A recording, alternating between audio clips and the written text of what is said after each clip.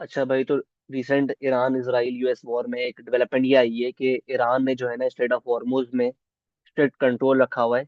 और वो US Israel की जो शिप्स हैं उसने साफ मना कर दिया कि उनको अलाउ नहीं करेगा स्ट्रेट ऑफ हॉर्मुज से गुजरने के लिए।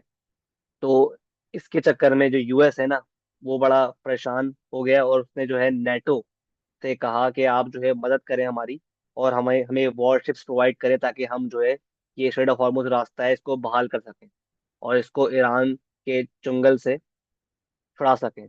ये रहा straight of Hormuz.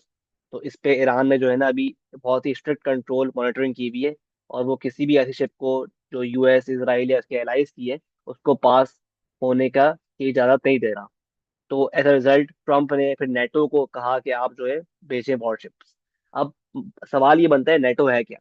NATO stand for North Atlantic Treaty Organization. अब देखो ये भाई, ये रहा अटलांटिक ओशन, ये कहलाता है अटलांटिक ओशन। और ये जो रीजन है ना पूरा, जो ब्लू से मार्क हुई हुई कंट्रीज, ये कहलाता है नॉर्थ अटलांटिक रीजन। तो ये ट्रीटी साइन हुई थी इन 4 अप्रैल 1949, वॉशिंगटन में ये ट्रीटी साइन हुई थी। और ये ट्रीटी क्या बोलती है? इसका जो मेन आर्टिकल है ना वो है आर्टिकल नंबर 5। नेटो का जो मेन आर्टिकल है ना वो आर्टिकल नंबर 5 है, जो बात करता है कलेक्टिव डिफेंस की।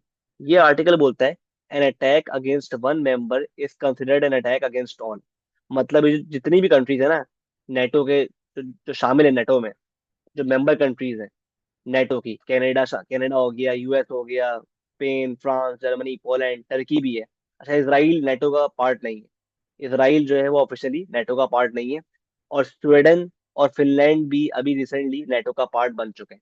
तो कुल मिला के नेटो के अंदर जो है ना, जो मेंबर्स कंट्रीज है ना वो 32 कंट्रीज है। तो इन 32 कंट्रीज का पैक्ट है आपस में। क्या पैक्ट है? वो ये आर्टिकल 5 बताता है कि किसी भी एक कंट्री की टेरिटरी में, उसके लैंड में अगर अटैक होता है तो वो कंसिडर किया जाएगा अटैक अगेंस्ट ऑल। मतलब अगर किसी भी इनमें से एक कंट्री के ऊपर हमला होता है, किसी ओपोनेंट का, किसी दुश्मन का, तो वो अटैक सब पे जो है माना जाएगा।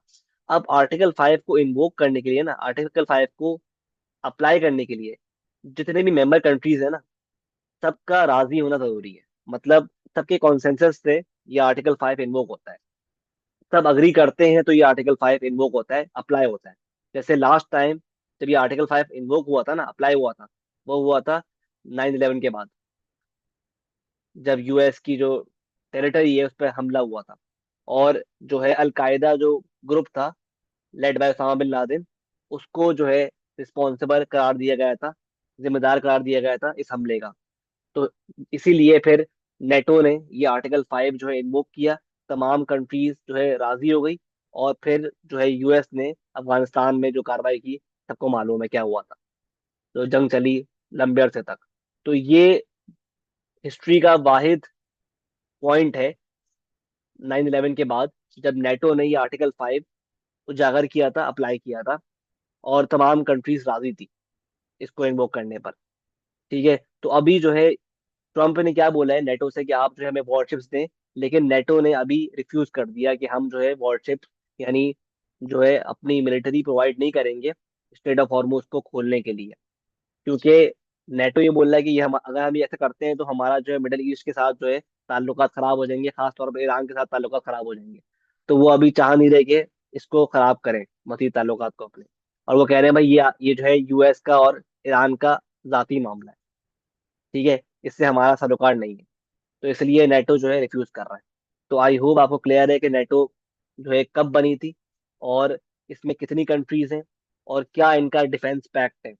अच्छा, और ये बनी क्यों थी नेटो? नेटो बेसिकली बनी ये थी, इसलिए थी। अब देखो यहाँ पर जो है रशिया है, ये रशिया है।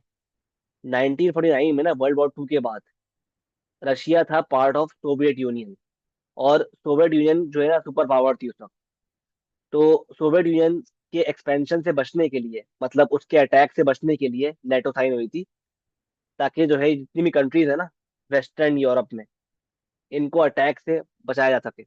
तो इसलिए नेटो जो है साइन किया गया था बिटवीन दीज कंट्रीज, ताकि जो है जो सोवियत यूनियन था उसका जो है एडवांसमेंट इन यूरोप रोकी जा सके।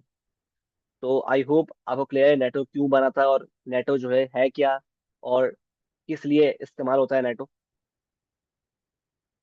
सब्सक्राइब करो, चैनल को शेयर करो और लाइक करो।